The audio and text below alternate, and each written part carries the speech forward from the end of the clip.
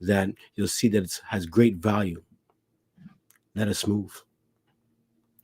So let's get into a little bit of a few videos that I want to share. And, before I even share these videos, all these videos that I'm going to be sharing in today's lesson, I'm not really trying to mock or mimic them, but I'm trying to show you how people can be sincere in their beliefs, doing what they feel is right, and also a little bit careless in this belief. And you'll see that this understanding about foot washing isn't as simple as you may think it is, just about just washing somebody's feet or doing it or not. There's a lot more to it. So let me share a few videos with you. Here we go. The reason for foot washing for some. Few more verses. So after he had washed their feet, he had taken his garments and set them down again, and said unto them, Know ye what I have done to you? You call me Master and Lord, and ye say, Well, for so I am. If I then, your Lord and Master, have washed your feet, ye also are to wash one another's feet. For I have given you an example that you should do as I have done. And this is why we celebrate feet washing service in the Sanctified Church. We will begin our celebration on Friday night with our usual testimony service, and then we will go into that portion of our feet washing. We will give you instructions at that time. All right. So, that verse we're going to be covering definitely today. And, just in the main understanding, and you get a lot more understanding, is that, you can see that it's in the scriptures, and the Messiah had washed the disciples' feet. And that is clearly, he says, this is why they do it.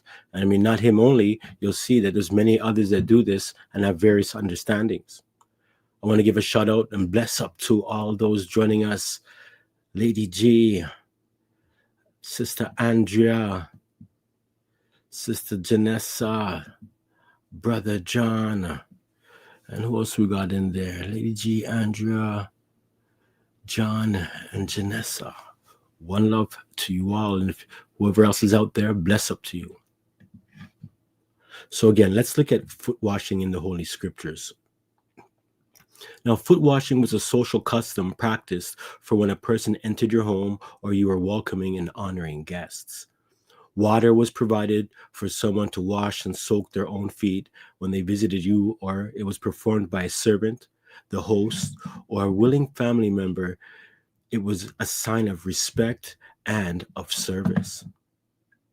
Back then, and even today, after walking with sandals or open-toed wear through various terrains like dirt roads or paths, fields, and basically the outside of your home, and even after showering, your body would be clean, but your feet would be dirty. Now, this is true today, and even though we can wear shoes and socks and protect from dirt, even so upon visiting another person's house, it's courtesy to leave your shoes at the door and your feet are still clean because they're covered. So in understanding the washing of feet when reading the scriptures, we have to keep in mind the cultural and important symbolic scriptural context. Is feet washing a part of Passover? Well, sister, just want to say this whole lesson as we began it is going to let you know exactly what we have to do or don't do and when to do it. So hold tight.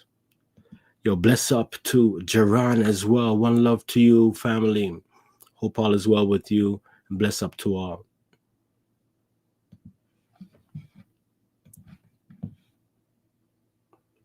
All right, so let's look at foot washing in the Old Testament.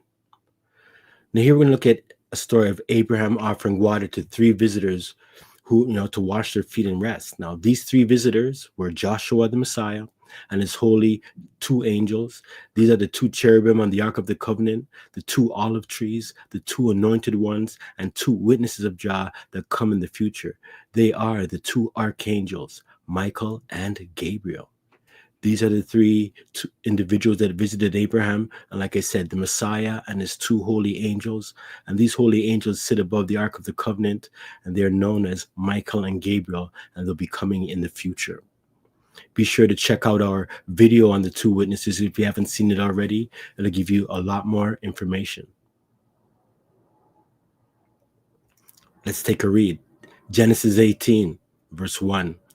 And Jah appeared unto him in the plains of Mamre, and he sat in the tent door in the heat of the day. And he lifted up his eyes and looked, and lo, 3 men stood by him. And when he saw them, he ran to meet them from the tent door and bowed himself toward the ground. And said, My master, if now I have found favor in thy sight, pass not away, I pray thee, from thy servant. Let a little water, I pray ye, be fetched, and wash your feet, and rest yourselves under the tree. And I will fetch a morsel of bread, and comfort ye your hearts. After that ye shall pass on. For therefore are ye come to your servant. And they said, Do as thou hast said. So as we look at this kind of the first kind of instance when we come across foot washing, I mean, this is the Messiah and these 2 holy angels. Abraham recognizes them as, his master. But I want you to know something here. It's very important you take heed to this. When people talk about, a lot of the times, it's a culture for, Israel to wash somebody's feet when they come to your home. That's not a cultural norm. It was a culture to provide water, as you can see here. Even Abraham, who again is the Messiah's servant, it says, let him get a little water so they can wash their own feet. So as you're going to start to see in these examples, it was just customary if you came to somebody else that the host would have a nice thing of water there, a towel, and you'd be able to wipe off your feet, and especially coming from a long journey, kind of give them a little bit of massage in some nice water, especially if you're going into the house. So this was customary. It wasn't customary for when somebody visited your house. And some people may think that when they came to your house, you had to wash their feet. No. It happens with kings and so on. But let us move on. Now, after that, Lot welcomes the 2 angels, who are the 2 witnesses of Jah, Michael and Gabriel, into his home, and offers them the hospitality to wash their feet and spend the night, showing his protective duty as host. This exodus from Sodom and Gomorrah occurred on the Feast of Passover and unleavened bread. So take note again to these angels when he visited Lot, these 2 men, but we know that there were angels, the 2 witnesses, who always travel throughout the earth and the heavens with the Messiah, as is also personal bodyguards, and as well as the princes for Israel. Continuing, Genesis 19, verse 1. And there came 2 angels to Sodom at evening, and Lot sat in the gate of Sodom. And Lot, seeing them, rose up to meet them, and he bowed himself with his face toward the ground. And he said, Behold now, my masters, turn in, I pray you, into your servant's house, and tarry all night, and wash your feet, and you shall rise up early and go on your ways. And they said, Nay, but we will abide in the street all night. And he pressed upon them greatly, and they turned in unto him, and entered into his house. And he made them a feast, and did bake unleavened bread, and they did eat. So once again, in the second episode with these angels, again, he never washed their feet. He gave them water to wash their own feet. That was the custom. And like I say, you're going to hear me repeat these things because people may teach and share with others that it was a custom for when somebody visited your house to wash your feet. But notice, though, as well, that it says he baked a feast of unleavened bread, and they eat. So it was a feast, and it was unleavened bread. And as we know, that is very important for the Feast of Passover. But remember what happens in the future on the Feast of Passover, that the Most High rescues Israel out of Egypt with a heavy hand. And even so, in this scenario here, these 2 angels are rescuing Lot and his family, his 2 daughters and the wife initially, with a heavy hand. Same thing when they are coming out of Sodom and Gomorrah, it's being destroyed. And the same thing with Egypt. When the Israelites came out of Egypt, it was being destroyed, and the host was also destroyed in the waters. Beautiful thing to know. But again, they're washing their feet. Let's continue. Now, Abraham's servant, this is later on, and his men are offered water to wash their feet upon their arrival at the house of Rebekah's family. Again, showing the common expectation of caring for travelers and visitors. Genesis 24:31 reads, And he said, Come in, thou blessed of Jah. Wherefore standest thou outside? For I have prepared the house and room for the camels. And the man came into the house, and he ungirded his camels, and gave straw and provender for the camels, and water to wash his feet, and the men's feet that were with him. So, again, family, You see, again, this is the practice, right, of providing water so, others can wash their feet. Now, as you may know, the priests greatly had to be cleansed, right? There's a priestly and a ritual purity that was very important when approaching the Most High. Foot and hand washing was also a holy requirement for priests, signifying a spiritual cleansing before approaching Jah. We have the bronze laver, and you can read about that in Exodus, and I'll read a couple of verses. See, these priests were required to wash their hands and feet at the bronze basin before even entering the tabernacle or approaching the altar. This ritual cleansing was commanded by Jah to ensure their purity and lives in the presence of the Holy One. They had to be pure and clean. Exodus 30 reads, verse 17, "And Jah spake unto Moses, saying, Thou shalt also make a laver of brass, and his foot also of brass, to wash withal. And thou shalt put it between the tabernacle of the congregation and the altar, and thou shalt put water therein. For Aaron and his sons shall wash their hands and their feet thereat, when they go into the tabernacle of the congregation. They shall wash with water, that they die not, or when they come near to the altar to minister, to burn offering made by fire.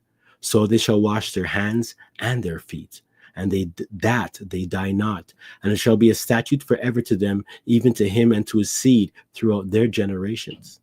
Now also on the Day of Atonement, as you can read in Leviticus chapter 16, the high priest was required to wash his whole body as part of his duties on the Day of Atonement. Now, I'm not going to get into that at all. But again, taking a look, when it came to the priests, the Levites only, in particular, coming into the tabernacle in the presence of the Most High, they had to be cleansed. And you can see it was very serious. It says that, that they die not. And that would be the Most High, taking them out. So let's, again, approaching the Most High, we want to be close to him and everything. And this is a good thing. But as we do get closer to him, we have to be very careful, in our approach, and not just kind of come with a laissez-faire or an immature Messian attitude. Let's continue. We also have a story about the Levite in Gibeah. This was an old man extends hospitality to a traveling Levite and his concubine. After being taken into the home, they are offered water to wash their feet before eating and drinking. Judges 19:20 reads, "And the old man said, Peace be with thee. Howsoever, let all thy wants lie upon me. Only lodge not in the street. So he brought him into his house and gave provender unto the donkeys, and they washed their feet and did eat and drink."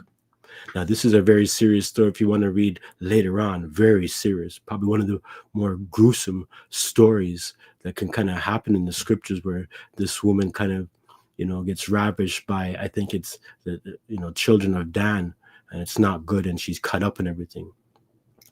And, these are stories you can read on your own again.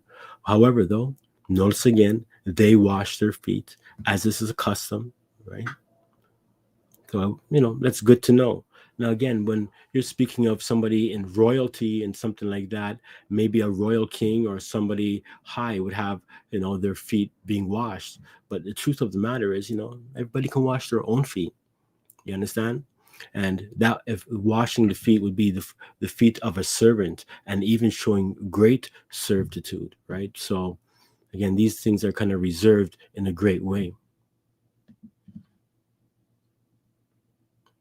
All right, let's look at some videos. And again, I'm just showing you some videos of people who are doing things out there, right? And whether they might be wrong or right or wrong, we can talk about these things.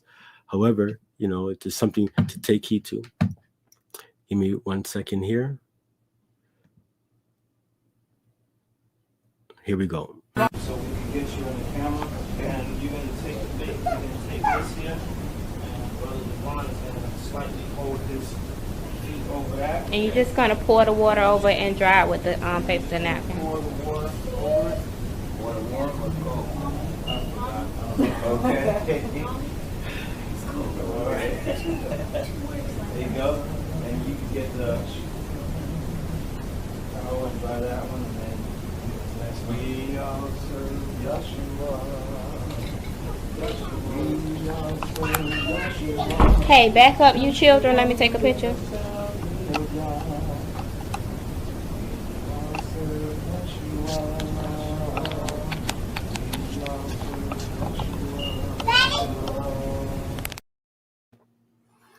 All right.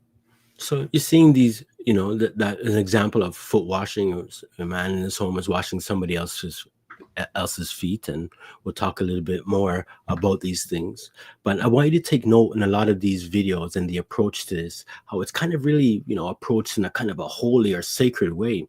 Now, I mean, is that scriptural or anything of that nature? Well, we're starting to see, though, in these times, these things, are becoming quite prominent amongst people. And a lot of people have asked a lot of these questions, right? I know that what prompted me to make this video was one of the sisters of our assembly, Sister Janessa, to be exact. And there she is giving everybody a shout out. Shout out to you, Sister Janessa. And she gets these questions every so often, and so it's good to kind of go through these things because it is a technical topic, but at the same time it's really quite clear. All right. And as Sister Lady D says, oh, I thought it was the host of the home that would wash the guest's feet. Exactly, right? And so we've had some good examples. Now, could the host wash the feet and get somebody? Sure, but it's not the custom, right? That would be showing like say, I mean, I don't even know what more to say. Abraham and two angels came, the Messiah and two angels came to visit Abraham and Lot, and they were given water. If anybody's feet, would be washed, he'd wash their feet. But again, that wasn't the custom. So maybe some people nowadays might be adding a little bit more to things or taking away, or maybe I'm incorrect. But let's continue in this understanding. I want to read you another story about Abigail. Now, Abigail displays humility and a willingness to serve by offering to wash the feet of David's servants. Now, this act is presented as a sign of her service, humility, loyalty, and respect. Now, as I preface this with this story, another beautiful story, all of these stories have much to attach to it, but I don't want to take up too much time. So in this story, Abigail ends up being one of David's wives, and she had a wicked husband, and he was doing some wickedness, and then he eventually died, just to keep the story short. And David had respected this woman. So we're going to read a little bit of these verses. So hold on for a second here. 1 Samuel 25, verse 39. And when David heard that Nabal was dead, he said, "Blessed be Jah, that hath pleaded the cause of my reproach from the hand of Nabal, and hath kept his servant from evil. For Jah had returned the wickedness of Nabal upon his own head." And David sent and communed with Abigail to take her to him to wife. And when the servants of David were come to Abigail to Carmel, they spake unto her, saying, "David sent us unto thee to take thee to him to wife." So again, with the story you can see here, David could have easily took out Nabal, but because Nabal, I think he might have even been taken out by his own wife, to be honest. But nonetheless, he's saying, hey, thank you for not making me kind of go into that sin for taking him out. So let's continue. 1 Samuel 25, verse 41. And she arose and bowed herself on her face to the earth and said, "Behold, let thine handmaid be a servant to wash the feet of the servants of my master." And Abigail hasted and arose and rode upon a donkey with 5 damsels of hers that served and followed her. And she followed the messengers of David and became his wife. A very lovely story here. And you can see the humbleness of Abigail here. She's saying, hey, even take me into your army, never mind just to marry, but let me be servants to help you fight this army and serve the Most High. Now, doesn't mean that she ended up washing, their feet, but that was what she was willing to do, right? Because remember, she wasn't a part of Israel. So she's really giving great submission here. In a great way to even go so far as not even say just to wash my master's feet, but the feet of the servants of my master, right? She's willing to wash their feet right there. So again, she goes and eventually she becomes his wife. Let's continue. Now here's another story about David and Mephibosheth. Mephibosheth, he has unwashed feet, which symbolizes grief and mourning during King David's exile from Jerusalem. Again, just to preface this story here, we have Mephibosheth is a son of King Saul. And after King Saul and Jonathan were dead, the King David, offered to take care of Mephibosheth and give him some land and all kind of certain things. So, however, though, when the king was away for a while, for a long while, it says Mephibosheth, he never kind of groomed himself at all, kind of just showing you that, the idea of mourning and his grief and his yearning for, to be again united with King David. So let's get a read of that scenario quickly as well. 2 Samuel 19. And Mephibosheth, the son of Saul, came down to meet the king, and had neither dressed his feet, nor trimmed his beard, nor washed his clothes, from the day the king departed until the day he came again in peace. And it came to pass when he was come to Jerusalem to meet the king, that the king said unto him, Wherefore wentest not thou with me, Mephibosheth? And he answered, My master, O king, my servant deceived me, for the servant said, I will saddle me a donkey, that I may ride thereon and go to the king, because thy servant is lame. So without getting into the details of the story here, the focus is on, that the scriptures is pointing out he never dressed his feet, never washed his feet or kept himself. So again, showing a sign of mourning and grief and sadness. So, when we look at all of this understanding with the feet and everything, we can see, there's great value. I mean, we could just do a lesson itself on the hands and the eyes, as you may know. But again, we have to be careful about our feet and the importance of it. Although our mind tells us where to go, it's our feet that are kind of united in the scriptures to let you know that, like you should not, feet that are running to evil or to go be with an evil crowd, right? The Most High doesn't want that. And that feet is symbolic of your mind as well. So again, good little stories just, to take note of. So we see that there's symbolic meanings, and there's a few other I just want to share with you, and I'm not going to read the verses, but just quickly quote them. In addition to its practical and ritual applications, foot washing carried significant symbolic weight in the Holy Scriptures. Spiritual cleansing was one part of this symbolic meaning. It was like washing away the physical dirt from a journey, and also symbolized the putting away of the filth of sin, as we read, as approaching to the Most High. Also, it represents humiliation of enemies. In Psalms chapter 60, verse 8, the phrase, Moab is my washbin, symbolizes Moab's complete subjection and servitude. The image depicts a master using a defeated enemy as a basin for washing his feet. Also, when it comes to justice and vengeance that the Most High has for his people. In Psalms 58:10, bathing one's feet in the blood of the wicked is a powerful symbolic image of the righteous being avenged and vindicated by Jah. So again, the symbolism of washing of feet in all kind of ways, is very, very powerful, as we can see. But remember, before we go on, it wasn't a custom for, like Sister said, for the master of the house to wash the feet. It was a custom in the scriptures we see that you provide the water for them to wash their feet. We've seen a good many examples of that. All right, let's continue to go on. Excuse me here, I'm just taking a little sip.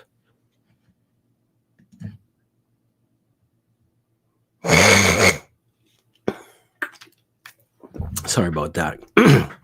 Just choking there. All right, traditions of men, right? Versus the commandments of the Most High. Now, this is a very, touchy area here, what we're dealing with, because, when we look at these things, we got to ask ourselves, is this idea of washing our feet that the Messiah spoke to the apostles and other believers are part of the audience as well? Is it a command, right? Or is it something symbolic? And if it's symbolic, is it a symbolic command or is it an actual physical command? And it really comes down to, one of those two things. But I want to give a few words about traditions of men as it relates to this washing and understanding. Let's look at the Catholic origins of a short video about the Catholic origins, because we're going to kind of get into this and you're going to see that, this was a thing that is very popular in Christianity. All right, let's take a look.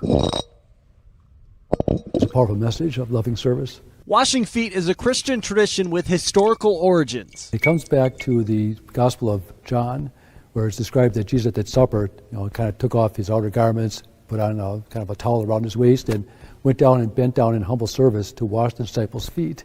In the early church, believers followed this practice, and eventually it was brought into Holy Thursday Mass for Catholics in 1955 by Pope Pius XII. The dynamism, the power of that symbol was then made available to more people, because people would be here to celebrate the Lord's Supper, and so more people could participate in the power of that ritual of Jesus humbling himself. Today, 12 members of a parish are able to partake in the practice. The numbers are important, and so 12 has to do with the 12 tribes of Israel.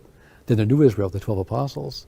And then to symbolize it again, we have 12 people to symbolize those 12 apostles. Like Jesus, priests offer it as a service to their congregants. It's a humbling thing where we are meant to be servants of the people. And that ritualizes that very powerfully. You can see that we're there to serve them, not to be served by them. But even Jesus, with his authority, said that that's not the most important thing. Authority it's not about power. It's about the power of love. And that's expressed in service. Beginning at the Last Supper and continuing through today, parishes across the world hold this ritual in high regard. You sustain them because they have a power to speak to people, and so you maintain those traditions, to maintain your beliefs and your practices. In the Northwoods, Matt Weaver, Newswatch 12.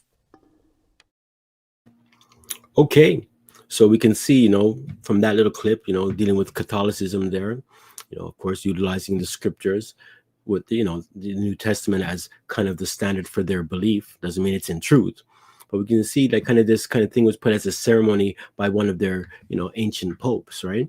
So again, we're looking at this. If it is a command, and we're supposed to wash feet, then you could almost say like, hey, the Messiah did command it, so they're not really making up a tradition or anything of that nature. But was the command really for us to physically do this kind of ordinance at certain times? And we'll talk about the times in a minute.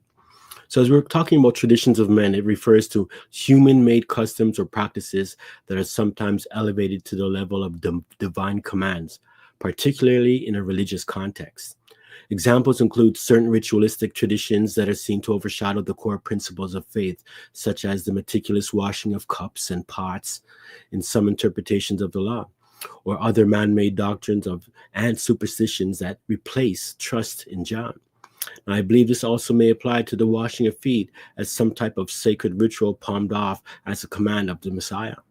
In modern terms, it can also refer to cultural or societal lifestyles and responsibilities expected of people, especially professed believers, that are rooted in traditions rather than scriptural doctrine. Let's look at an idea here of what I'm talking about. And like I said, when I'm looking into this topic here, it might seem simple, but you're going to start to see that people really put a holy, sacred emphasis on this thing here. And some of these videos might be Christian, some might just be, kind of African ancestral and whatnot. But I want to just have you know, it is important to kind of take note, because after a while, these things started to kind of look creepy to me. I won't lie. And, we'll get to some kind of weirdness in a bit. And let me just do a quick time check.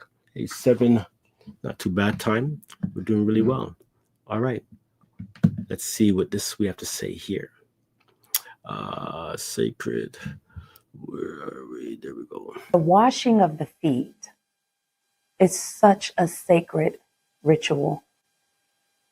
It has always been intended for cleansing and healing of our ancestors and those who we love, to always make time for divine connection. And part of that connection is cleansing, washing away what no longer serves us. It's so important to understand that we don't have to stay in the stuckness that we have given to ourselves. All right.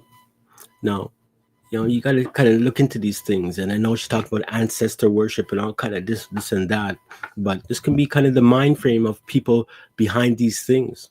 And this is where deception comes in, whether it's talking about washing of feet and or doing other kind of different things, or looking for some certain type of physical things, because that's what people tend to like, physical ceremonies and stuff like that. And there are certain things that we do, have, kind of on the outside to, for lack of the word, display our faith in the things that we do. But we got to be very careful. So let's look at the Messiah and kind of compare these things and get into it a little bit, because I think it gets really, we're going to start getting a little bit more deep now into this understanding. Mark 7, verse 1, it reads, "Then came together unto him the Pharisees and certain of the scribes which came from Jerusalem, and when they saw some of his disciples eat bread with defiled, that is to say, with unwashed hands, they found fault. For the Pharisees and all the Jews, except they wash their hands often, eat not, holding the tradition of, the elders.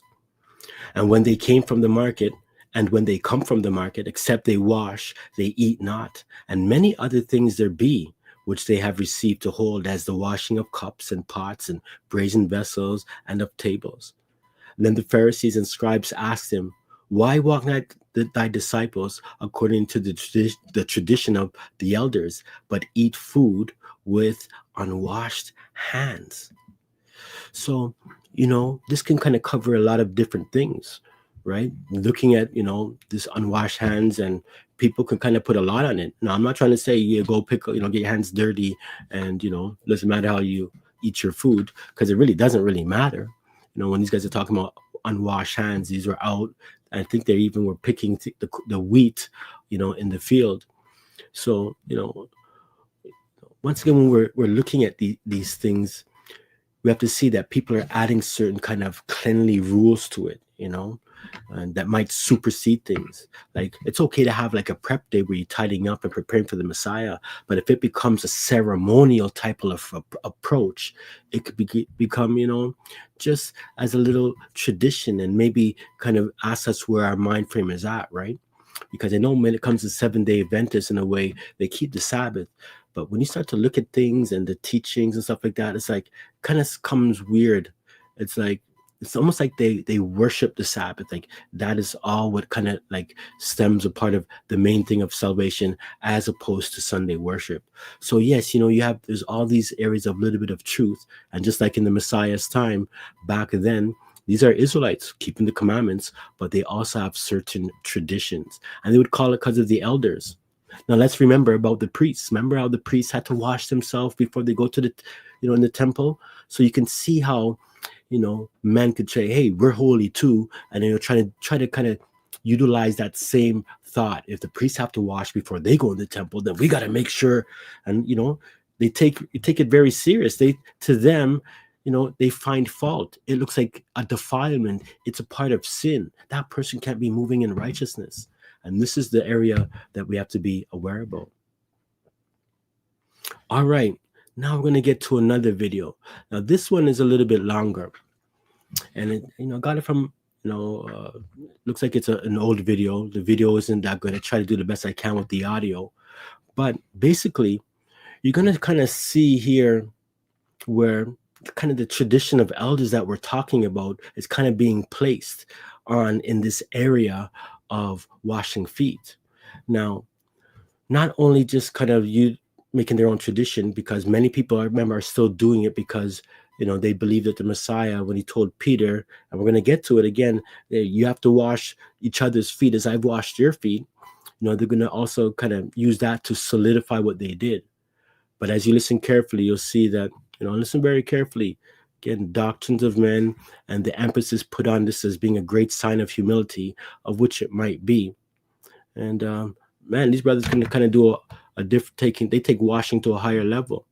And like the sister said here, when the sister said, let me check that. I remember when the sister said, here, where is it? Lady said, okay, I thought it was the home, the host of the home. So it's great that you brought that up, because you're going to see this kind of concept is here. And again, I just want you to take a look, and we'll discuss it after. 1 second. All right, so we doing washing of the feet, and with brothers, just not, it's no special occasion just because we brothers and we in this brother home. And when you come into the home, we supposed to do what? Wash the feet of your brothers. Absolutely. So we, about those are two pastors who will be coming out of Zion, is about teaching the customs of the people, of the heritage of the Absolutely. people. So this is what we're doing. This is what we're about. We're asking those to practice that. Go ahead, D. You want to They say had to something? pull out a precept just to make it official because my spirit was battling, but Excuse me? I'm sorry. the spirit won me over. So since I'm the master of the house, pull out your corns and let's get it in. You can see it. We're gonna do the cassia and the calamus, natural homemade soap By from Authalasia. Elijah. My wife makes it. So maybe past 6. Man, that's supposed to be teaching tonight. All right, here we go. Cassia and myrrh. Was like cassia and calamus too. Go ahead and get a dip, brother. This is our James here. Or should I turn it long ways? I'm small, I gotta be feet. You gotta have the Hebrew scrubber for Hebrew toes. It's a necessity. You ain't using no wash rag. So this is how we're gonna do it. I'm dipping, I'm scrubbing, I'm getting everywhere. So in the scriptures, now Hamashiach told Peter that he would not partake with him if he wasn't able to wash his feet. So this is a customary of our people. So we hoping that our people will start to bring this back to those who come to their homes as commanded. And this was a commandment. This is something that as a customary and customs of our people as Israelites. You know what I mean? So Where they say dust off the soles, go ahead, dust D. off the soles of your feet. Gotta get in between them toes. You know what I'm saying? You know how the scripture says when thou goeth into a city, go to a house, inquire of the people, and go to a house that is worthy. We're in a worthy house. Absolutely, amen. So You know, I know a lot of times they talk about it, and you just go to any house. That wasn't the case. You had to inquire of the people and go to a house that is worthy. That is worthy, right?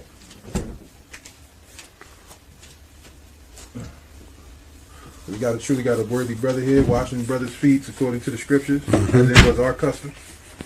Our custom. It is our custom. It is. It's right. It is our customs. These are our true customs. We are not Negroes. We are not black people. We are the children of Israel, the kings and priests of the world. Earth was made for our sakes, and the awakening has begun. So, you know, just take this as a sign for you elders. You can't do this. We got to teach humility and also lead by example. You got to lead by example, man. This humility is not taught in any camp, any congregation, or school. But yet, it's all over the scripture. And coming where we come from, man, it's tough to humble yourself to, you know, to do things that, you know, we were frowned on in the cities we grew up in. You know, but this is what Mashiach did. And like the brother was saying, he said when his brother said to him, if you won't allow me to wash your feet, you have no place or no part with me. You know, because he had to humble himself. And he couldn't be forbid by somebody following him. So we do the things that our fathers did, and we do. We try to get our people back on the path that our people follow. Thank you, man. Toda. Okay. Quite interesting to say the least. Now, as you can see, you know, the brothers believe that this is a commandment, yet they said tradition, but it's a commandment for our people. And brother took out soap and a brush and started washing the next man's feet, you know. No reason, they said, yeah, just a part man's coming over to your house to check you. No, you and I know that there's no reason for that brother to be washing the feet, like I said before, in terms of you ain't coming from no dirt out place. You got socks and you got shoes, and I get it. But it's supposed to be a sign of brotherhood and I guess humility. And you got to be careful with this humility, you know, saying that this is our custom. And your brother was taking his time washing and scrubbing that feet. And, you know, you've read a lot of the verses that we've seen in the scriptures already that don't show that washing another man's feet or a woman's feet when they come to your house is a custom. No, it's not. And, you know, I know brothers and sisters, whether Christian or Israelites out there, They have no problems doing things and demanding and saying, and if you're not doing it, these brothers were thinking, saying that, this is a sign to all the other teachers who are not teaching this, because all over the scriptures, it teaches that this is the custom of Israel. And I've gone through a lot of scriptures already, and probably most of them. And I don't see that custom. I see that as being made up, as being a part of tradition. A lot of talk and things, but as it comes down to these things, the Most High can see through all of us.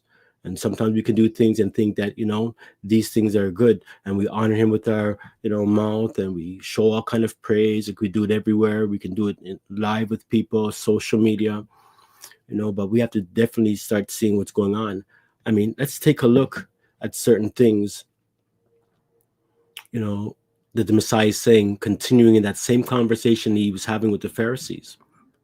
Continuing in Mark chapter 7, it reads, "He answered and said unto them, Well hath Isaiah prophesied of you hypocrites, as it is written, This people honoreth me with their lips, but their heart is far from me. Howbeit in vain do they worship me, teaching for doctrines the commandments of men.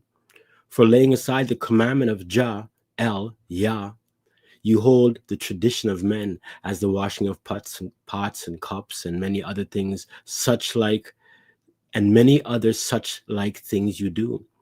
And he said unto them, Full well you reject the commandment of Jah, that you may keep your own tradition."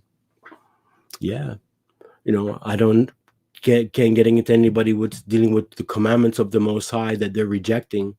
But when I start to see, certain red flags and signs of individuals or groups that are putting heavy emphasis on, traditional things and things that, you might see in scripture, but it doesn't mean, it's kind of like a command. And this is kind of one of them. And you can see that it says many other such things you do.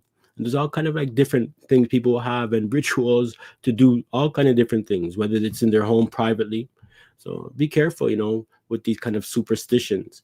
And again, you might be saying, well, they're still keeping the commandments, but the Most High Messiah is telling us, like, very clearly, looking in, saying, yeah, well, this is a sign, right? It says they're rejecting the Most High's commandments, adding to it or whatever it is, and even coming to false judgments and declaring hey, that's fault, and they're defiled for not doing certain things. So again, going back to that testimony of those brothers, they really feel that, not doing this thing is kind of breaking a commandment, even though they're going to say it might be cultural, this and that. But number one, I see that as not cultural. I don't even see it as a scriptural thing that we must wash other people's feet, right? If people want to do that because they want to make up their own rule, that's fine. But don't kind of say, bring that in. Just like how these Pharisees and Sadducees are Israelites bringing in false traditions. It's the same way today. Many people consider themselves Israelites, trying to sneak in with false, traditions as well, and messing up people's heads. But let's move on.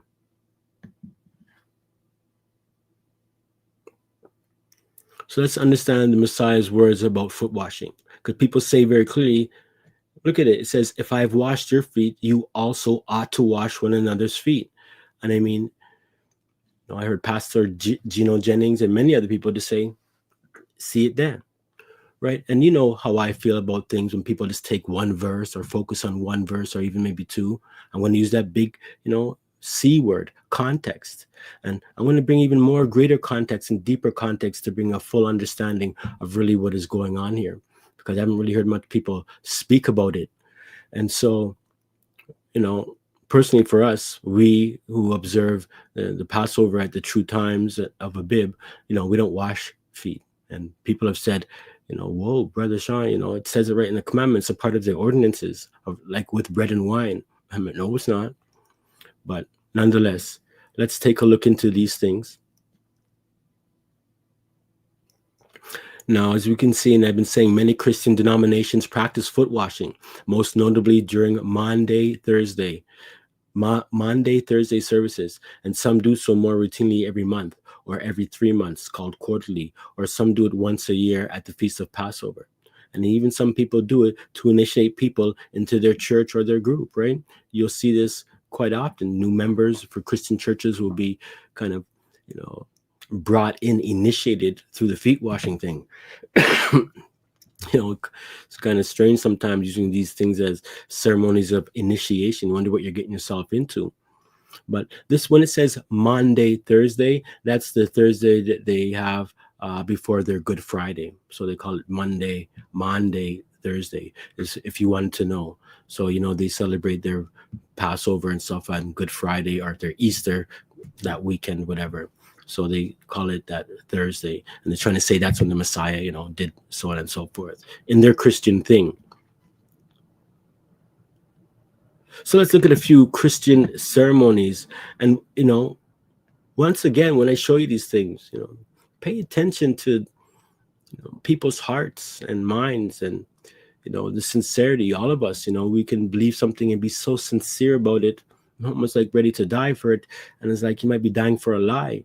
And I know this is where people's kind of carnalness might come and say, well, he's going to read their heart and all this and that. Well, there's a lot more to it than just reading the heart. And I know that the heart is desperately wicked. So we got to be careful just because we see nice people once in a while or whatever. And I'm not trying to judge anybody, because people can be generally nice. But the sincerity of deception is great. Let me get into this. Thank you, Lord. Maranatha. Hallelujah. Jesus is coming. Hallelujah. Maranatha. Come, Lord, soon. Lift your voices. We are one in the Spirit. We are one in the Lord. We are one in the Spirit. We are one in the Lord, and we pray that our unity will one day be restored, and they'll know we are Christians by our love, yes, they'll know we are Christians by our love. Thank you, Jesus. We are one in the Spirit, we are one in the Lord. We are one in the Spirit, we are one in the Lord, and we pray that our unity will one day be restored, and they'll know we are Christians by our love, yes, they'll know we are Christians by our love. I pray that they walk in righteousness, walk in truth, Lord, in the name of Jesus. Release your grace to walk in truth, in righteousness, in sanctification. In Jesus' name I pray. See the blood, I will pass over you.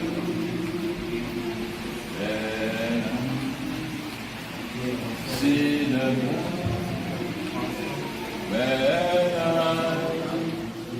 see the blood, when I see the blood.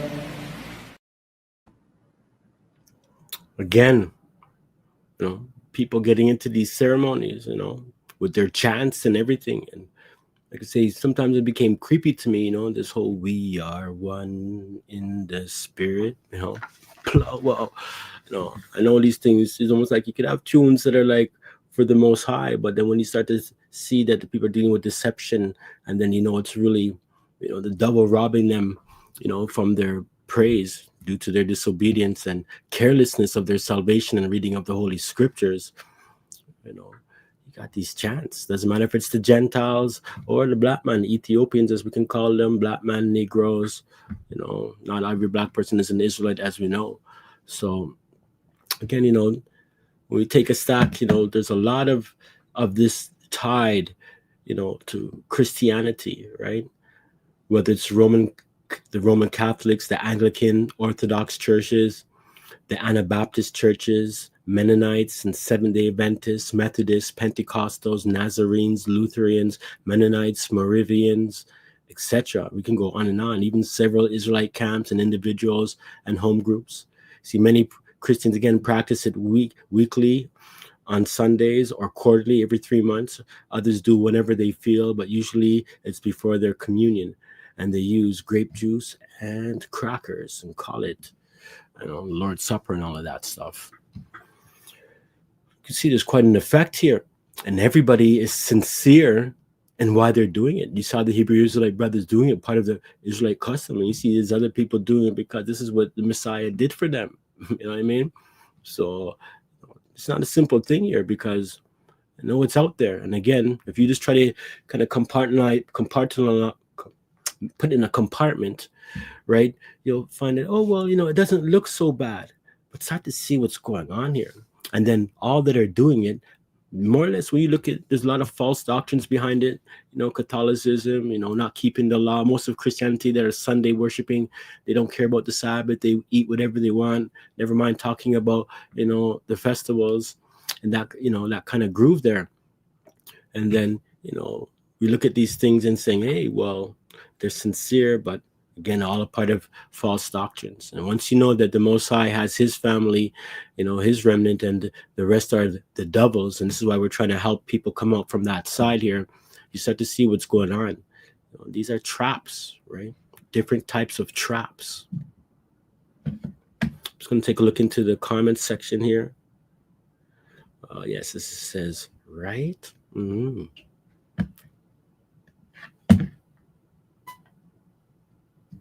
All right, we're going to take a little bit look at the Seventh-day Adventist, and as we look at this is a very short clip. This is Doug. I don't know what his last name is. I don't know if it's Baxter or whatever. He's one of the big spokesmen for Seventh-day Adventists. Pretty smart guy, in certain things. But of course, smartness and all of that stuff, be able to utilize scriptures and quote it quickly doesn't help. But these guys, first of all, you're going to see something in here. They're going to speak. One is an error. He's going to try to attach the foot washing as a part of the body, the unleavened bread and the wine, not the grape juice and the wine, and it's unleavened bread, not crackers. Even crackers have leaven in it. I mean, they'll do anything they want. People make it up all the time. But he's going to associate that. But you're going to see something very clearly. He's going to say before, the Messiah did this before the Passover, right? And kind of try to attach it to the ordinance. But when we read the scriptures, you're going to see it wasn't before, but it was actually after. Let's take note and see what Doug has to say. Before they had the Lord's Supper, Jesus washed their feet. And he said, if you look in verse 12 of John chapter 13, verse 12, so when he washed their feet and he had taken his garments, he sat down again. He said, do you know what I've done to you? You call me teacher and Lord, and you say, well, for so I am. If I then, your Lord and teacher, have washed your feet, you also ought to wash one another's feet, for I've given you an example that you should do as I have done to you. So Christ's command to wash the disciples' feet is just as explicit as the command about eating the bread and the grape juice in honor and remembrance of me. That's all part of the communion service. So once again, giving a kind of an answer and kind of smoothly goes over, but are these things true, right? And I don't believe that they are at all. And so as we move through now, I'd say this lesson was going to be done at probably 8:30, but that's why I kind of put 8:30. I know it's going to maybe stretch to 8:45, maybe. It might be done at 8:30ish, but there's no time kind of this way. And again, I hope that you're kind of comfortable. If you do have any comments or questions, feel no way, to talk about it. Yeah, this guy, Doug, yeah. Okay. Notice he said before, though, right?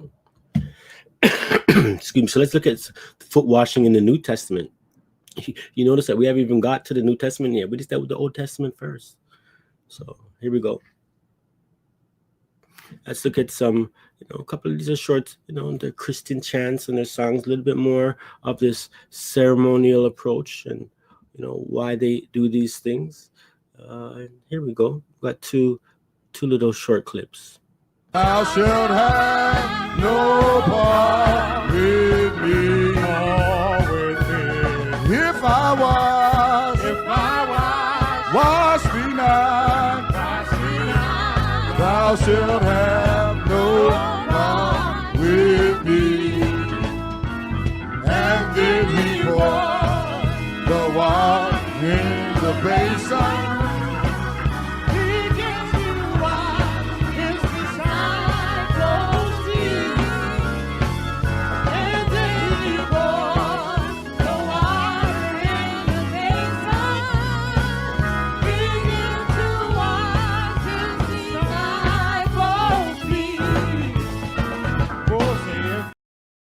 Yeah, if you don't get your feet washed, not a part of me. Here's another short, quick clip.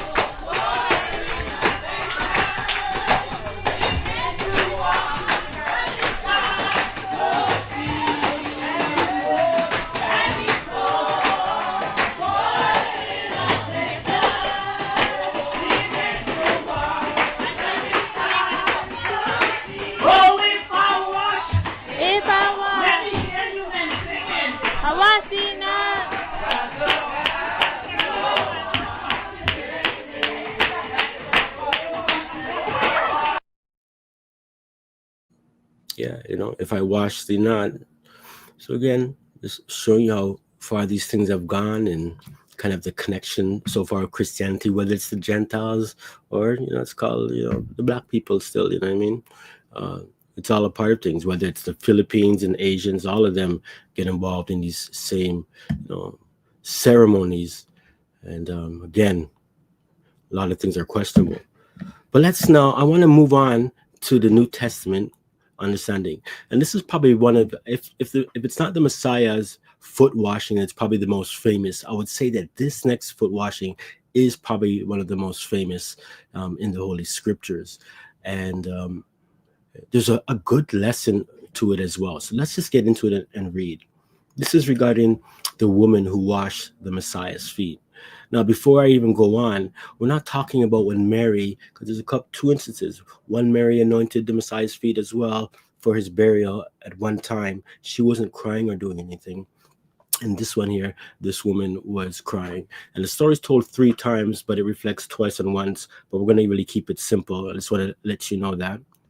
All right, so let's read. Luke 7, verse 37. It reads, And behold, a woman in the city, which was a sinner, when she knew that Jahoshua sat at meat in the Pharisees' house, brought an alabaster box of ointment, and stood at his feet behind him weeping, and began to wash his feet with tears, and did wipe them with the hairs of her head, and kissed his feet, and anointed them with oil. So again, she's just stepping in here, doing this thing. And this is much more than just trying to, be a servant. She's washing, his feet with her tears. The great sorrow that, is upon this woman, a woman with great sins. And all of us have probably been there. And, when you look at yourself, and sometimes you could even, you always once in a while look at the past, when you recognize how sinful you've been, you're so sorrowful, and it's almost like you just want to be forgiven by the Most High. And I'm not talking about you being forgiving yourself, because a lot of people kind of mix those things up. Yeah, you got to forgive after years gone by, and let it go. But, it's in the back of your mind, because if you just forget, it's like, it helps you from doing the same mistake twice, right? But, it's like you just want to be forgiven by the Most High and move in his mercy and not get yourself dirty. So I can see here, this is a great, overwhelming thing for her. Now, again, look at, these Pharisees are all looking on. So we continue, and it says, verse 39, Now when the Pharisees which had bidden him saw it, he spake within himself, or he was thinking to himself. Remember, this is his thoughts, saying, This man, if he were a prophet, would have known who and what manner of woman this is that toucheth him, for she is a sinner. And Jahoshua answering said unto him, Simon, I have somewhat to say unto thee. And he saith, Master, say on. So, as we're looking into, this understanding here, we see that it says this man was thinking about this. And the Messiah, of course, knowing all things, he recognized those thoughts. And this woman is recognized as a sinner. Could be that maybe she's a local prostitute known that way. Maybe she's been known to be dabbling with divination and all that kind of stuff, because these things go on. And when you're living in Rome, you can do many different things. But more than likely, she was probably in the area of a prostitute, right? And looked down upon a harlot that way. And it couldn't even just be a prostitute like for money, trying to make a livelihood. Some people are just prostitutes for, just the part of the lifestyle that it brings, and they like those things. But without getting too much into it, again, she's recognized as a sinner.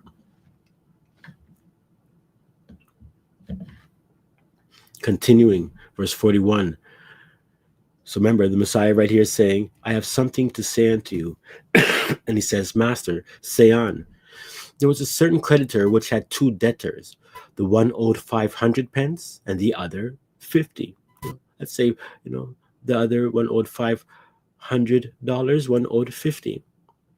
And when they had nothing to pay, he frankly or happily forgave them both. Tell me, therefore, which of them will love him most? Simon answered and said, I suppose that he to whom he forgave most. And he said unto him, Thou hast judged rightly. So he's putting him to the test to recognize something. And, we also, as part of the audience, are seeing something here. A big debt, is being owed. And when you have to, just think of the debts that you may have. And if that was to be taken care of by somebody and they said, hey, don't worry about it, it's over, you'd be like, oh, man, that's great. But, somebody, only has like, a one credit card and only probably $300 in debt. And it's like, ooh, somebody got, hey, you don't have to pay that credit card and take that debt. Hey, thanks, man, but it wouldn't be the same, thankful and gratitude that you would have, because, you were forgiven so much. And this, again, is being applied to us spiritually. Verse 44 reads, And he turned to the woman and said unto Simon, Seest thou this woman? I, the King of the universe, the Son of the Most High, and even they thought he was somebody special, I entered into thine house. You gavest me no water for my feet. You see, he didn't say you didn't wash my feet. He said, what? You gave me no water for my feet. Messiah said that. But she hath washed my feet with tears and wiped or dried them with the hairs of her head.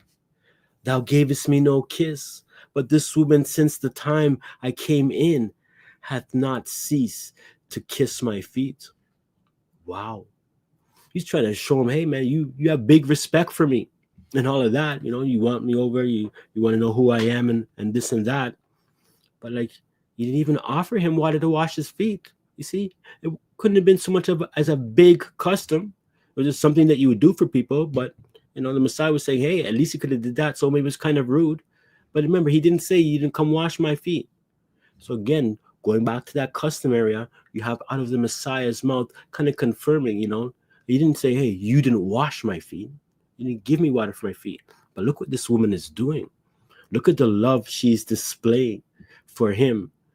And meanwhile, the respect that this man is supposed to have for the Messiah, he couldn't even do these other little things, right? This is two type of believers here.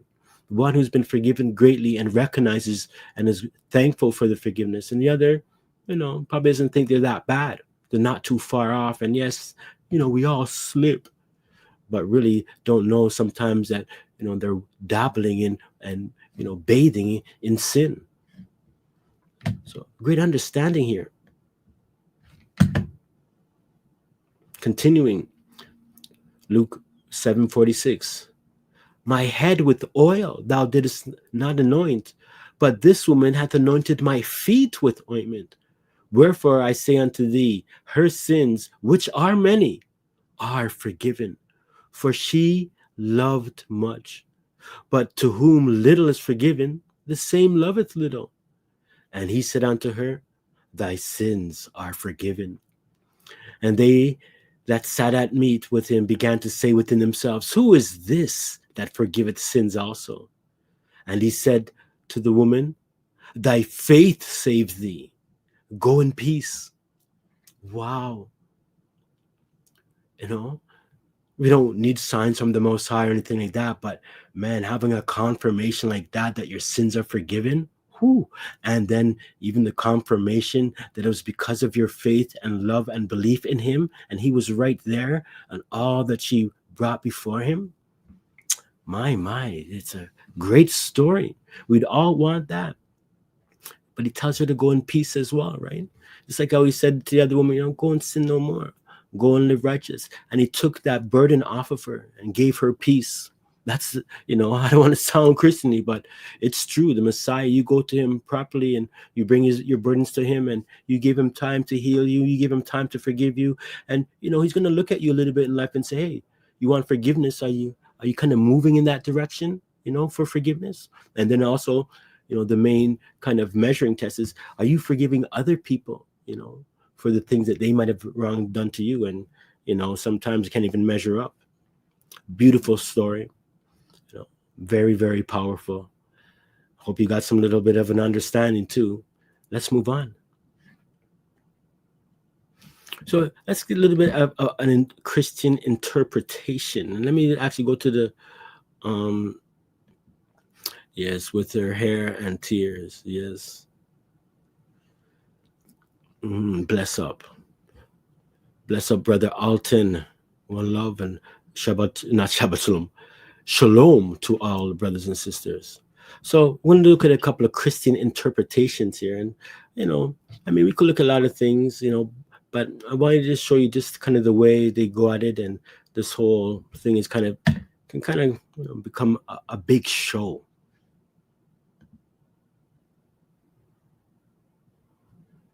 Why did Jesus do this? It's easy to pass over this and think, yeah, Jesus washed their feet, whatever, I've heard this before.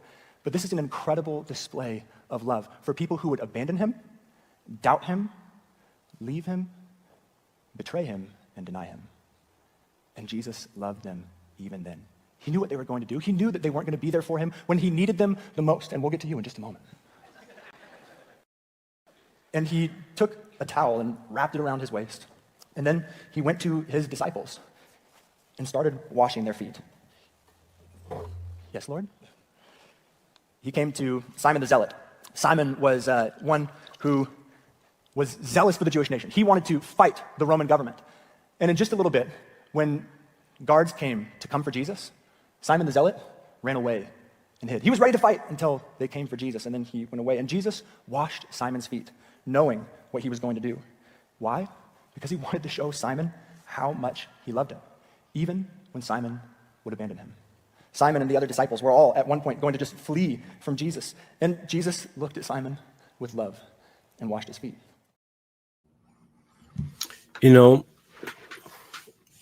Things can sound nice, and I guess people can try to get what they can from the scriptures and maybe have different views, right?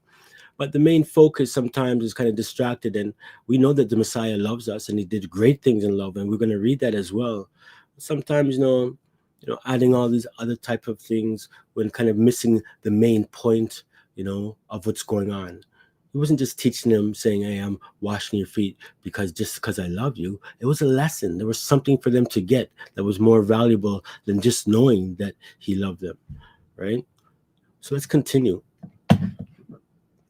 Now, in this area here, as we move, it gets deeper now, but it's deep clarity. We're going to see a little bit, this is a few days before, the Passover even came. And we're going to start to get an understanding of the backdrop of what's going on here. And it's going to help to kind of bring a full circle of this understanding of this washing of feet. So we want to take a little bit of a look back a couple of days before, it might have been a week before. We're going to read some verses here. Matthew 20, it reads, Then came to him the mother of Zebedee's children, that's James and John, with her sons, worshiping him and desiring a certain thing of him. And he said unto her, What wilt thou? She saith unto him, Grant that these my two sons may sit, the one on thy right hand and the other on thy left hand, in thy kingdom. But Jahoshua answered and said, You know not what you ask. Are you able to drink of the cup that I shall drink of, and to be baptized with the baptism that I am baptized with? They say unto him, We are able, and that's true. And he saith unto them, You shall drink indeed of my cup, and be baptized with the baptism that I am baptized with. But to sit on my right hand and on my left is not mine to give, but it shall be given to them for whom it is prepared of my Father. Let's continue. Verse 24. And when the other disciples, heard it, they were moved with indignation against the two brethren. But Jahoshua called them unto him and said, You know that the princes of the Gentiles exercise dominion over themselves, and they that are great exercise authority upon them. But it shall not be so among you. But whosoever will be great among you, let him be your minister. And whosoever will be chief among you? Let him be your servant. Even as the Son of Man came not to be ministered unto, but to minister and to give his life a ransom for many. Beautiful words. So as we take a look here, there's a kind of a grudge building up here, right? Something's going on, and these guys want to have a special kind of position in the kingdom, and they want to be right beside the Messiah on his left and right hand. And the other disciples are saying, what makes you guys better than us, right? And so we can see, though, one of the messages he's saying, hey, don't worry about getting a position or being great sitting beside me. That's what the nations and the Gentiles do. They have people over them, and then they have other people over them, and then the guys with the big pockets, the bureaucrats, they're over them, right? But it's not like that when we're especially on the earth in here, and the apostles are moving amongst each other. This is what he's trying to show them. He's trying to let them know that whoever's great among you, get ready to be a minister and a servant. So this is what the chief is. It's kind of different because, in the world, many times, the minister or the chief kind of is the big honcho. They get to sit back and, leave the kind of the other work for other people. They'll do their thing. But again, this is like not having, a high status, but recognizing as a shepherd or a steward, I should say, in the Messiah, male or female, a fellow laborer and worker. We're here to serve, right? For the right purpose. We're not here to gain titles and to say you're this and you're that and who we are and I'm Ak this and brother that and More this. We might have titles of that you might teach, but nobody calls me teacher, nor do I want that, nor do I call myself that. But somebody might say, well, the guy who teaches for Zion there. But we have to be careful of these things. So take note again what he's showing them. Continuing in we were at Matthew 20, now we're in Mark 10. It reads, and James and John, the sons of Zebedee, come unto him, saying, Master, we would that thou shouldest do for us whatsoever we shall desire. And he said unto them, what would you that I should do for you? They said unto him, grant unto us that we may sit one on thy right hand and the other on thy left hand in thy glory. But Jahoshua said unto them, you know not what you ask. Can you drink of the cup that I drink of and be baptized with the baptism that I'm baptized with? And they said unto him, we can. And Jahoshua said unto them, ye shall indeed drink of the cup that I drink of, and with the baptism that I am baptized with, withal shall ye be baptized. But to sit on my right hand and on my left hand is not mine to give, but it shall be given to them for whom it is prepared. And when the 10 heard it, this is the same story. I'm just trying to show you the emphasis here. They began to be much displeased with James and John. But Jahoshua called them to him and said unto them, you know that they which are accounted to rule over the Gentiles exercise lordship over them, and their great ones exercise authority upon them. But so shall it not be among you. But whosoever shall be great among you shall be your minister, and whosoever shall be the chiefest shall be servant of all. For even the Son of Man came not to be ministered, but to minister, and to give his life a ransom for many. Again, the same emphasis here, but notice again this displeasing here, and how they're kind of looking at this, positions and stuff like that. All right. So now that we're here, we understand the story. Give me a second here.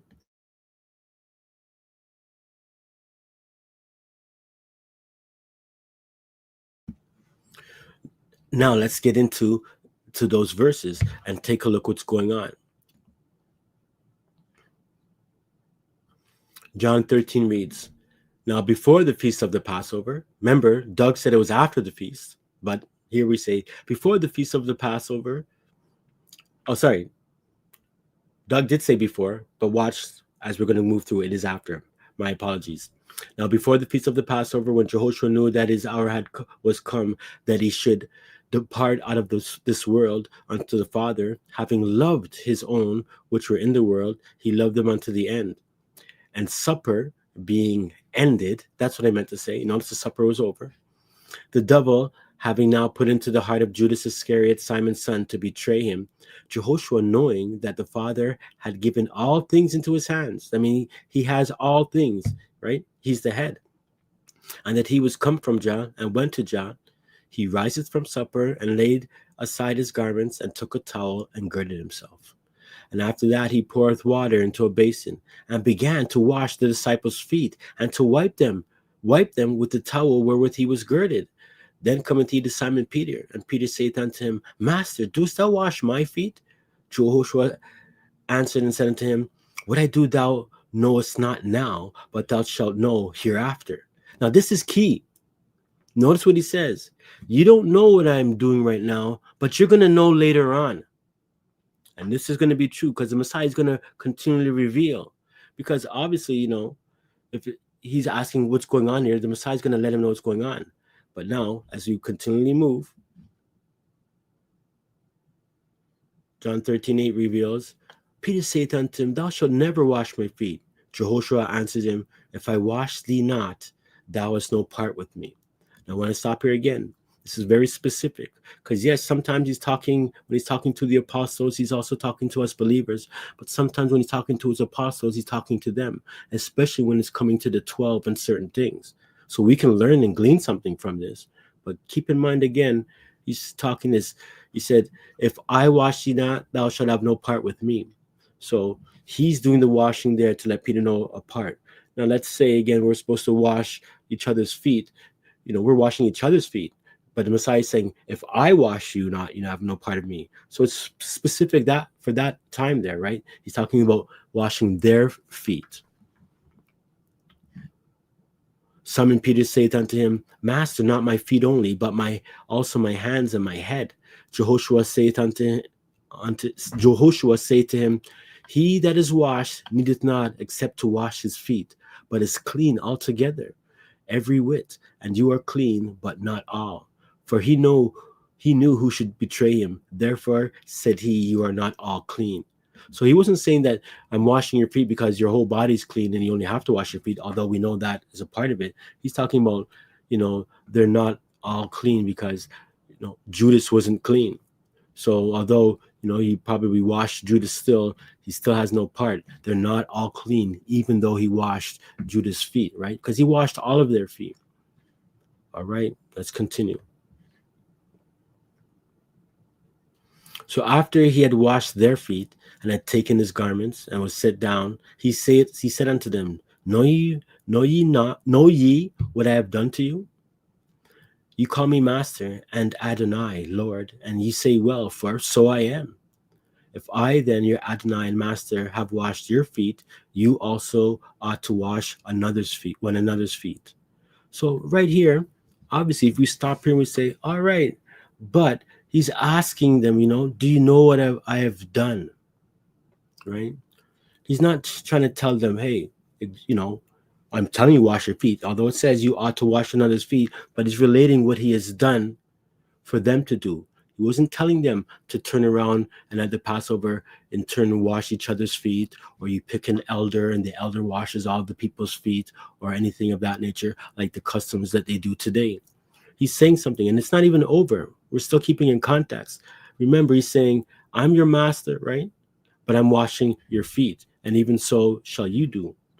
He goes on to say, for I've given you an example, right? Something to look at. You might say, well, yes, so we're supposed to wash. No, that you should do as I have done to you.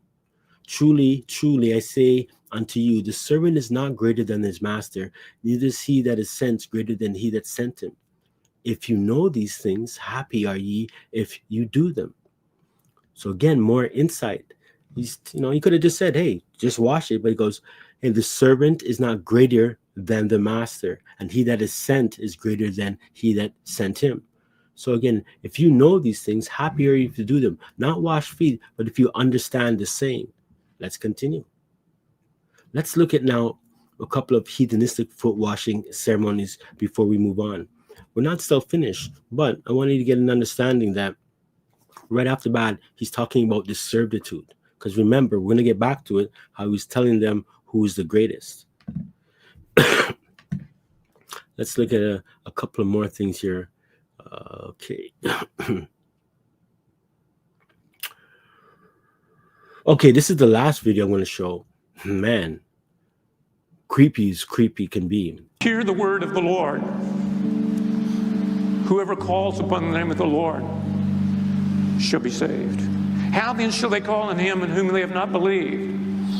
And how shall they believe in him whom they have not heard? And how shall they hear without a preacher? And how shall they preach unless they are sent? As it is written, how beautiful are the feet of those who preach the gospel of peace, who bring good tidings of good things.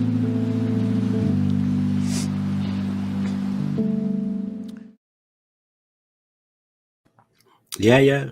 My guy lay a nice little, cute little kiss on the guy's feet. Man, these things are creepy, man, and weird. I'll tell you that for sure. You know, how weird things can get and everything like that. But, you know, let's get to the point. That's the last little video I'm going to show you. But you see how these people are taking these things ceremonially, and especially when you get into the whole, you know, church and higher ups thing, it's like, yeah, it's not cool. But let's finish this off. And this is continuing. This is even after that discussion I want to say about the two sons, James and John. But here now what's going on. Luke 22. And there was also a strife among them. Remember that what happened? There was a, you know, they had a problem. Which of them should be accounted what? The greatest. And he said unto them, the kings of the Gentiles exercise lordship over them, and they exercise authority upon them that are called benefactors. But ye shall not be so. But he that is greatest among you, let him be as the younger, and he that is chief as he that does serve. For whether is greater he that sitteth at meat, or he that serveth? Is not he that sitteth at meat? But I am among you as he that serveth. Wow. You see, this is what the Messiah is trying to teach you with this foot washing, that he even went down to the extremities on that last night to say, hey, do you know what I'm doing here? I'm showing you I'm a servant. He's not telling them to go wash each other's feet and try to, that's some type of new ordinance that's supposed to go on. He says, look at, you know, who's greater, right? And he's, you know, he's great. He's the great. Notice he's the greatest, but he letting them know he's serving. Good example for all of us, right? Let's continue. There's something, you know, neat. And, you know, as we recall how Abigail displayed humility and a willingness to serve by offering to wash the feet of David's servants, even so we read of the modern Messian widow of the assembly. Remember, a Messian is a true believer in the Messiah, believes in the Messiah's true doctrines. The symbolism of the washing of the saints' feet speaks of the service, humility, loyalty, and respect for fellow Messian servants. This is talking about widows. Let's take a quick read. 1 Timothy, it reads, chapter 5, verse 9. Let not a widow be taken into the number under 60 years old, which is 60 years old. So that's to be a little bit older, having been the wife of one man, well reported of for good works, if she have brought up children, if she have lodged strangers, if she has washed the saints' feet, if she have relieved the afflicted, if she have diligently followed every good work. You know, that kind of widow who has their life based upon the Holy Scriptures. You know, these widows could be, you know, over 60, you know, grandma area, right? But we see here when it's talking about washing the saints' feet, it's not literally when they coming over that she's washing them that way, but she's caring for them, providing a service, right? As you can see, doing good works, lodging strangers, helping out, right? Doing good things for the assembly. That's why I'm talking about this, the saints' feet in particular. So this is good. You know, again, we're just looking at these different aspects of foot washing. And in this area, we can see it's symbolic. I mean, again, the elder woman, not saying widows have to wash the saints' feet, but it's like caring for them and lodging them up. I'm pretty sure you get the idea by now.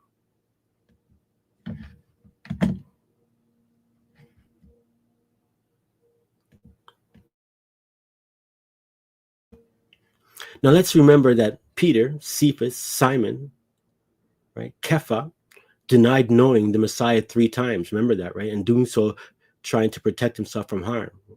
But after the Messiah resurrected and appeared to Peter, and the disciples on the shores of the Sea of Galilee, he speaks to Peter and questions him 3 times. Jahoshua reveals again the meaning of washing of feet to Peter. John 21:12, it reads, Jahoshua saith unto them, Come and dine. And none of the disciples durst ask him, Who art thou? Knowing that it was the master. Jahoshua then cometh and taketh bread and giveth them, and fish likewise. Boy, the Messiah cooking for you, eh? What a beautiful thing. So humble. You notice that, he's cooking for them. Now, this is now the 3rd time that Jahoshua showed himself to his disciples after that he was risen from the dead. So when they had dined, Jahoshua said to Simon Peter, Simon, son of Jonah, lovest thou me more than these, the apostles, the rest? He saith unto him, Yes, master, thou knowest that I love thee. He saith unto him, Feed my lambs. That's them, right? He saith to him again the 2nd time, Simon, son of Jonah, lovest thou me? He saith unto him, Yes, master, thou knowest that I love thee. He saith unto him, Feed my sheep. So first was feed my lambs, feed my sheep, and they're his sheep. 17, he saith unto him the 3rd time, Simon, son of Jonah, lovest thou me? Peter was grieved because he said unto him the 3rd time, Lovest thou me? And he said unto him, Master, thou knowest all things. Thou knowest that I love thee. Jahoshua saith unto him, Feed my sheep. He's reminding Peter here, you're a servant. Feed them. Do you love me more than them? Yes, I do. Well, make sure you listen to me and feed them. You're a servant. Be like me and serve as I have served you. This is the understanding that is being revealed in all of this. And it carries on to the rest of the disciples and apostles. They know of these things. I mean, you got to think about what a shepherd does. An ancient shepherd's duties include leading their flock to good pastures and water, protecting them from predators with a rod, a sling, and maybe even a sword, and tending to their overall well-being by seeking out lost sheep and treating injuries and sickness. This role also required a deep, intimate knowledge of the individual sheep, as shepherds often named their sheep and ensured each was healthy and cared for. And as you know, sheep even know their name. They tended greatly to the flocks during lambing season, as this was a vulnerable time for the mother ewes and their lambs.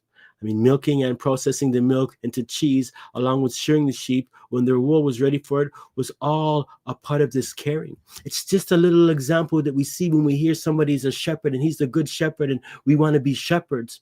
But it takes great care. It takes great love and patience and wisdom. We usually grow into this type of, shepherding.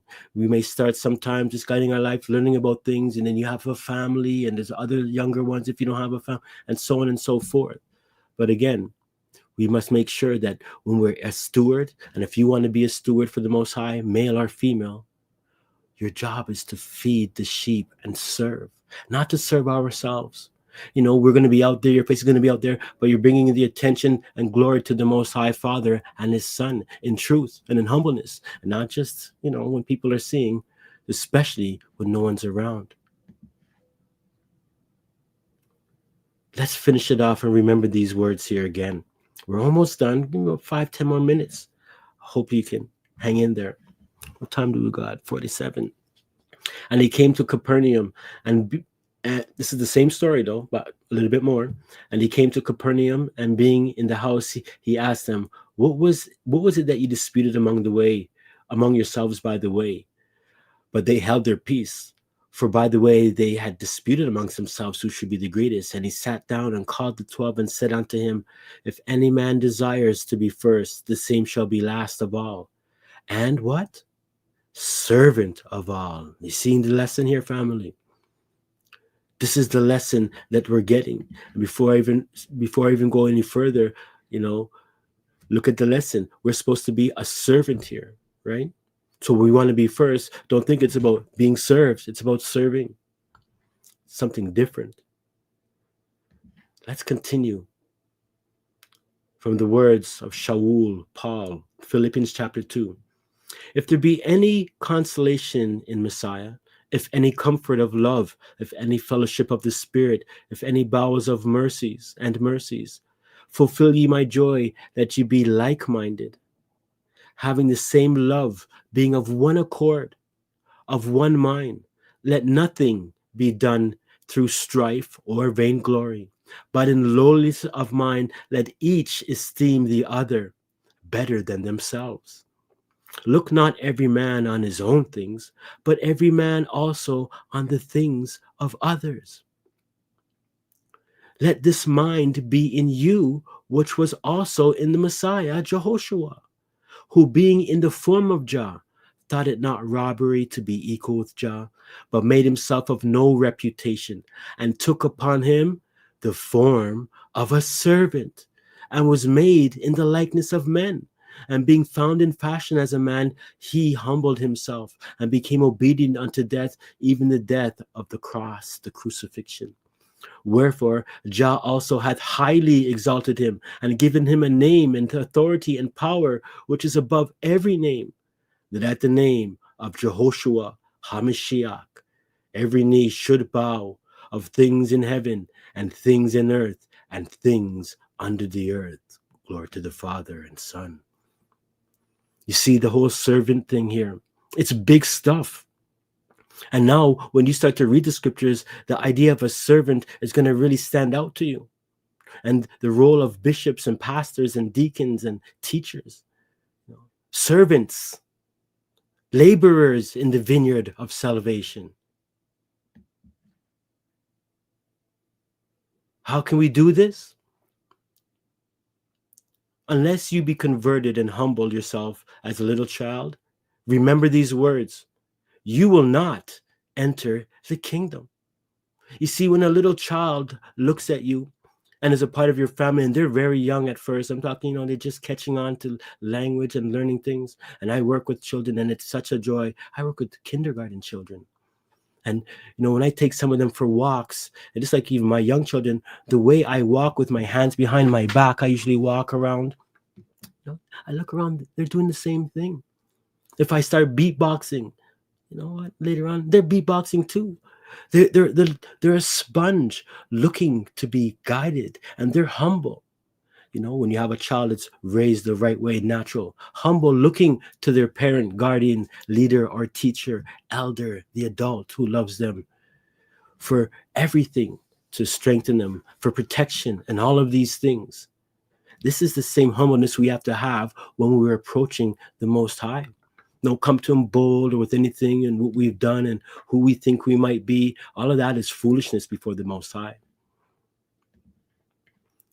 Let's read these verses. Matthew 23. But be ye not called Rabbi, for one is your master, even the Messiah. For all of you are brethren. And call or reverence no man your father upon the earth. Doesn't mean that don't call your dad father. But you know how they go with Catholicism and all of this and that, calling each other father.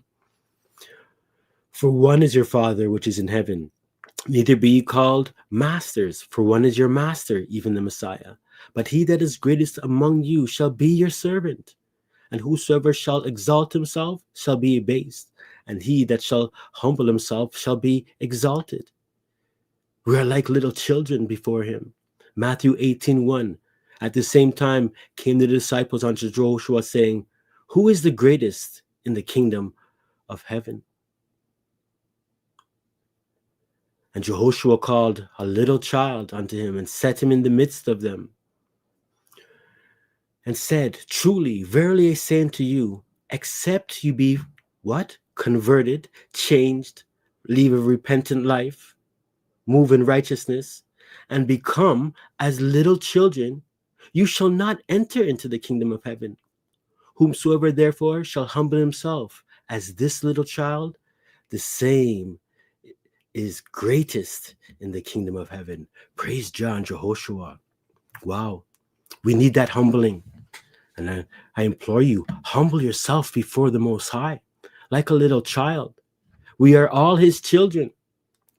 And this is a reminder, he's using a child to these big grown men, fishermen, strong men, by using a great example for us to learn from. So as I finish off, I say to you, as the Paul says, and to all those who want to also, be servants, 1 Corinthians 9, for though I be free from all men, yet have I made myself servant unto all, that I may gain the more. 2 Corinthians 4, for we preach not ourselves, but the Messiah, Jahoshua, the Master, and ourselves, your servants, for Jehoshua's sake. May the Most High continue to strengthen you and guide you in the love of his son, Jahoshua. All praise, glory, and honor to Yah, our Father, our Abba, and his only begotten Son, Jahoshua, the Messiah, the Nazarite that died for our sins, also lovingly and honorably known as Yahoshua, HaMashiach, Yahusha, Yahawashi, Yahshua, Yeshua, Yeshaya, incorrectly Jesus, Joshua, the Messiah, the Christ, the anointed Son of the Most High Jah. I pray that you got some understanding. We don't need to wash anyone's feet. We need to be humble and serve each other and follow the Messiah's simple example. If after this you feel you still want to wash feet and all of that, go ahead. But the Messiah wasn't telling you to, and you don't need to. Nor really should you. Let people wash their own feet, like the Messiah said and the scriptures prove, right? Bless up. I hope you got some understanding.